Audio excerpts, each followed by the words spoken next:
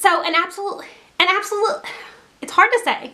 Hello, my name is Lindsay and welcome back to my channel. Today I'm going to be doing a book review of An Absolutely Remarkable Thing by Hank Green. I read this in the month of November and I really enjoyed it. I talked about it a little bit in my November wrap-up and I said in that video that I really wanted to do a full book review, and so today I'm finally doing a full book review of this book. Now, unlike most of my book reviews, I did not take any notes for this video. I usually like to write out a couple of bullet points that I'm going to talk about for each category that I usually talk about in my reviews, but I didn't write anything down for this, so it's going to be kind of just like a wing it off the cuff type of video where it's probably going to be more of a discussion rather than like a straight up review. An Absolutely Remarkable Thing is about a girl named April May who is living in New York City, and one night she is walking home from work and she stumbles upon this mysterious statue. Thinking it's some kind of weird quirky art installation, she calls her best friend Andy and says, "Bring all of your video equipment, we're going to make a video about the statue." And so Andy comes and they film a video of April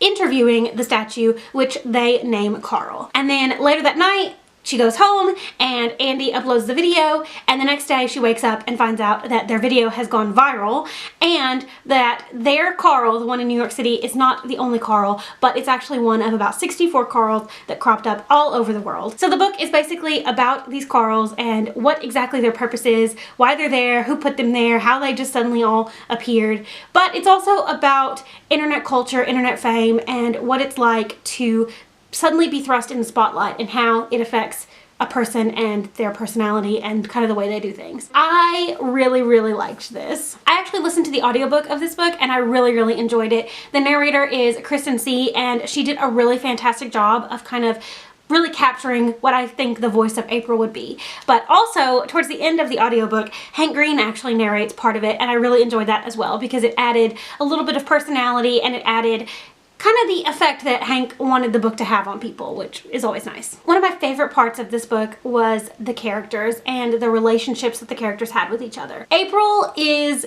a very unlikable main character, but I really liked that about her. I mean, she was kind of awful to her friends and family. She didn't really understand how to navigate this new world of fame that she's suddenly been thrust into, and she doesn't always make the best decisions. She does some questionable things, but I think deep down she actually is a really good person and she really wants the best for everybody. She just doesn't know how to go about doing that, and she doesn't know how to go about expressing that. So I really empathized with her. I know that she was written to be intentionally unlikable, but I liked her. I really was rooting for her throughout the story, and I could see the way that she was going to change and become a better person. Another thing I really liked about this book was the way that it was written. It's basically written from April's point of view, and she's telling the reader the story. It's kind of like all the events of the book have happened and she is reflecting on that and she's telling her story to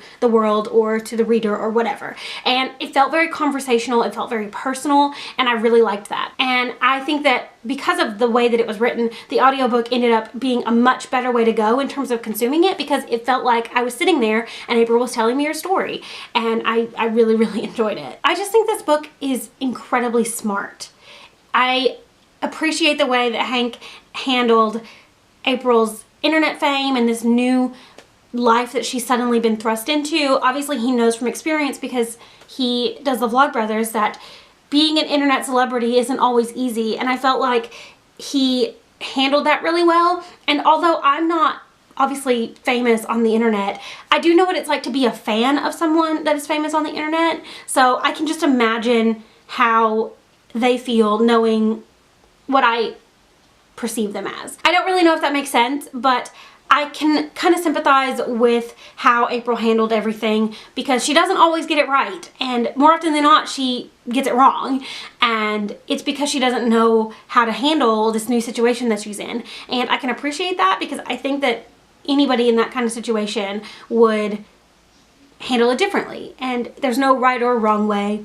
There's just how everybody handles what gets thrown at them. There's just something about this book that I can't quite put my finger on that's holding me back from giving it a full 5-star rating. Even though from start to finish I really enjoyed it, there's just something about it that is holding me back from giving it a perfect rating. And while I did enjoy it, I mean, I loved it from start to finish, I was having so much fun reading this book, it just didn't quite meet the expectations that I was hoping it would, because I was excited for it to be a new favorite, and I wouldn't consider it a new favorite even though I did really enjoy it. When I first started reading this book, I didn't realize that it's actually the first in a series, or I guess duology, and so as we're getting closer to the end of the book and a lot of my questions still haven't been answered and there's not enough pages left for them to be answered, I was getting a little bit concerned that it was going to be one of those books that left me with a ton of questions and didn't explain everything properly. But when I found out that there's actually going to be a sequel, I got really excited, and I got even more excited, especially after the ending. I mean, the ending is such a huge